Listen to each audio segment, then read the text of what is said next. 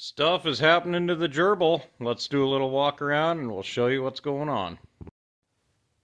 Well, this weekend we were unable to go to Reader Pit. We had some unfortunate stuff come up, so yeah, we ended up staying home for the weekend. But I did get a little time on the gerbil over the weekend. I'll do a little walk around on that, show you kind of some of the stuff I found, some of the things we're changing, some of the things that I need to address, and I don't know. It's going to be a good rig. It's just going to take some work. So yeah, let's do a little walk. So first off, I was gonna put 40s on this. I had 42's laying around, so those are now on the Dirty Life wheels. I got all those mounted up, and yeah, it fits them all right, you know. So I'm pretty happy with that. And for snow and everything, this thing ought to float around. I definitely am gonna probably dump in a doubler and some 4.7 gears in it. So yeah, that was one thing on the list. And then with that, the front bumper that was on it, it wouldn't, there's no way these would have steered because it had some big ears that came way out here, so I hacked it off real quick. I'm going to redo all this front anyway, so I just got the fat out of the way. And then I found out that the steering box, well, this is like some square tube that they use, and it's, I think, about 1/8 inch, and it's just through bolted. So when you crank the wheel, the box is in here twisting and working pretty hard. Down here, the panhard bar, they got the wrong size bolt going in there, so there's a ton of side to side on that. The tie rod end on this side, this is super loose, so there's a bunch of junk up here on the front that's got to be addressed. Also, yeah, in one of the other videos I did, all the springs except one are, I don't know if you can see in there, welded to the pads, so there was no keepers on them. So I'm going to get rid of these, and I'm going to cut these big shock hoops off, and I'm going to put some air shocks on this thing. So it's just super simple. I don't got to worry about mounting shocks and springs and all that crap. So that's next on the list.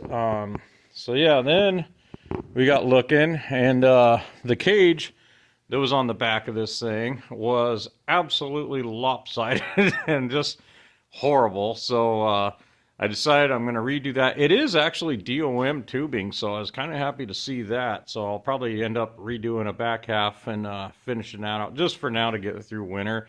I'd like to redo the whole cage and stuff, but it's like, it gets to be a point where do you just scrap the whole project? So I'm going to kind of try and, I don't know, I don't mind this cage too much in here, but it's definitely not what I like. But for snow wheeling and stuff, it should be just fine. So then it had this great big pan deal in the back. Well, there's the back half of the old cage.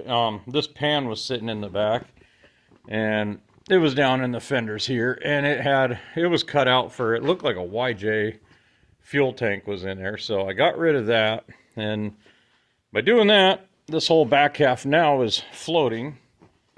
And so I'm gonna cut that off and rebuild it and dovetail it and just tweak it in, you know, come from there into the frame rail, and kind of rebuild that and get that done. What else did we do? I don't know. I just trimmed a bunch of old crappy brackets and everything. I still got to grind and clean everything up. I'm going to air shock the back also. Yeah, this is the only spring that's actually bolted in. The rest are all welded.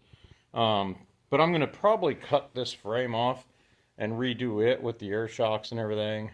Get rid of a bunch of the crap on here. So, and I don't know, it's like I say, I don't know where to stop, because they ran this cage down into the rocker, but there's no triangulation on this rocker or anything, any downward force.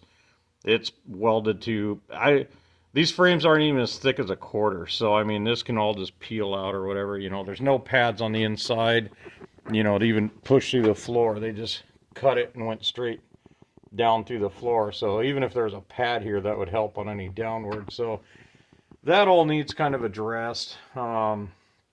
So yeah, there is a bunch of little stuff, but overall, I mean, I can see what I want. You know, I can see the vision of this. I'm liking the way it is. So I think with some cleanup and stuff, without getting overly elaborate, I can make this thing just fine for playing in the snow and everything, get me through winter while I kind of redo a bunch of the junk on Sanford. So But yeah, that's kind of what I've been doing this weekend, just messing around with this thing. So, uh, yeah, that's a little walk around. I have more to come. I might work on it a bit tomorrow and see if I can get these shock hoops off and, find what other little mysteries are going on with this thing. And then eventually I got to get her running. So I know it runs. I just got to get all the propane stuff on it. But yeah, so that's what's going on with the old gerbil. Another thing we noticed is the rear end, that spring, looks like a TJ spring. I'm not sure. This side has an entirely different spring. I don't know what this is. I think the fronts are the same. I haven't really paid too much attention. Yeah, it looks like a TJ front. And again, welded. So, yeah, I think yeah, those look the same. So, yeah, we got mismatched springs. We got, there's a bunch of kind of hack work on there. There's I think an old link bracket that somebody put on but didn't cut off. I don't know. There's just a lot of cleanup that needs done. All this, it's like, but I think, once I get all that stuff cleaned up, get all the garbage out of the way, I can make something pretty good out of this thing. So, yeah, that's that's more of the goodness to this little creation.